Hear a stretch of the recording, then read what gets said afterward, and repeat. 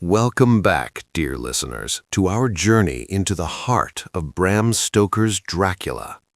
After Mina's gentle journal entries in Whitby, Chapter 8 tears us violently back into terror with Cutting from the Daily Graph, August 8th, an urgent newspaper report that describes the final, horrifying voyage of the ghost ship Demeter.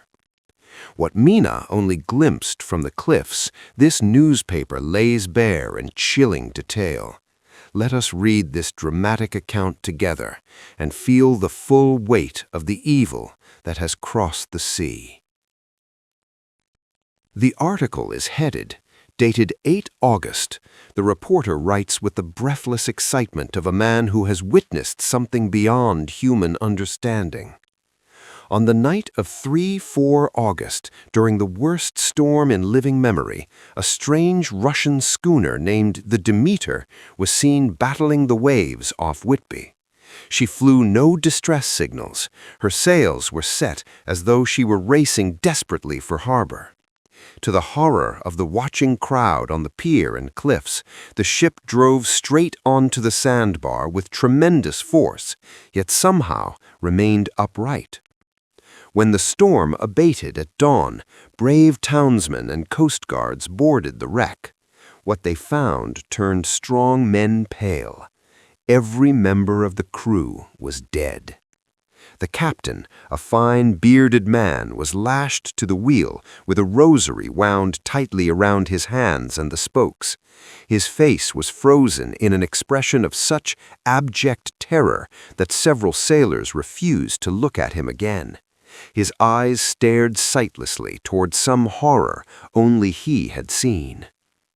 In the cabin, the mate was found with his throat torn open and his face contorted in agony. The rest of the crew lay in their bunks or scattered about the deck, all drained of blood, their bodies white and shriveled, as though every drop of life had been sucked from them. But the strangest and most terrifying discovery waited in the hold.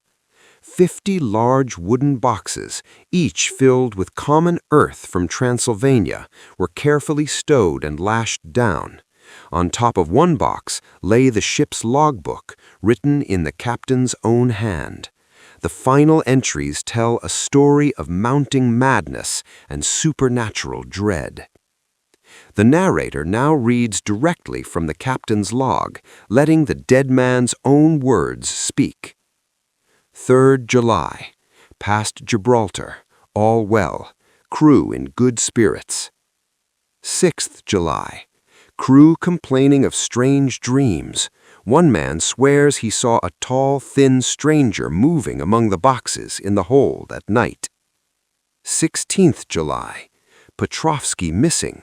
Presumed fallen overboard, crew growing restless and superstitious. 24th July. 2 more men vanished in the night. The mate swears he saw a shadowy figure with glowing eyes bending over a sleeping sailor. The men now refuse to go near the hold after dark. 28th July. Only 4 of us left. The mate has gone mad with fear. He screams that a devil walks the ship, a tall man in black who drinks the life from the living.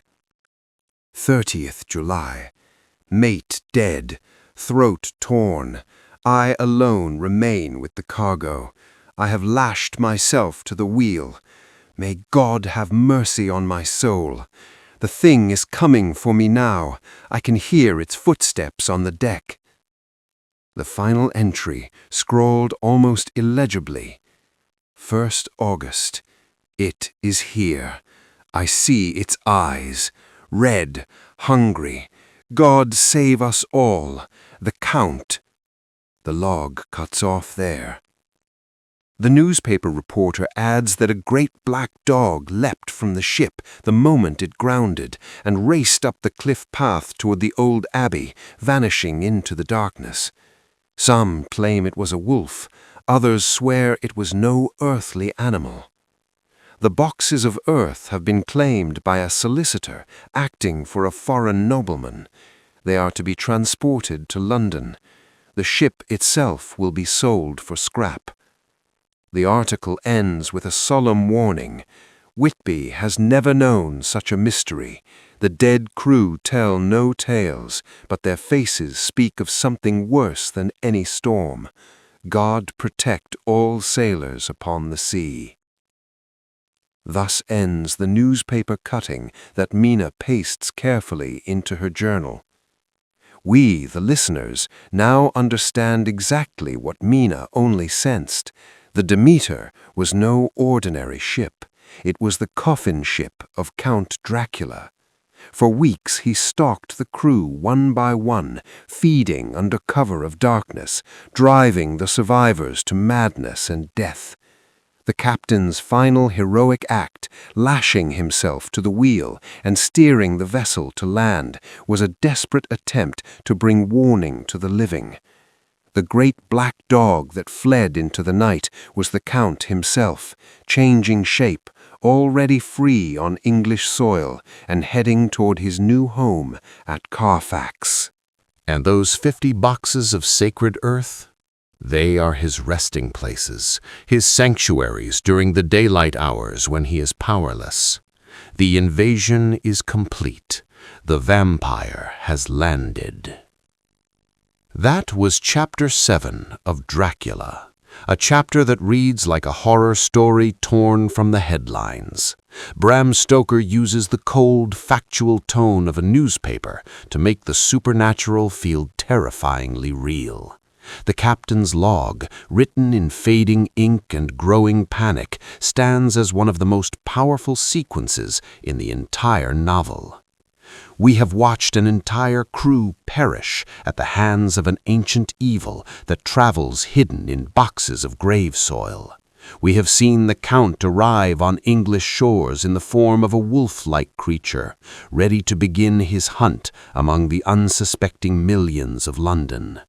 Mina and Lucy still walk the cliffs of Whitby in innocent friendship, unaware that the monster they glimpsed in the mist now walks among them. The stage is set.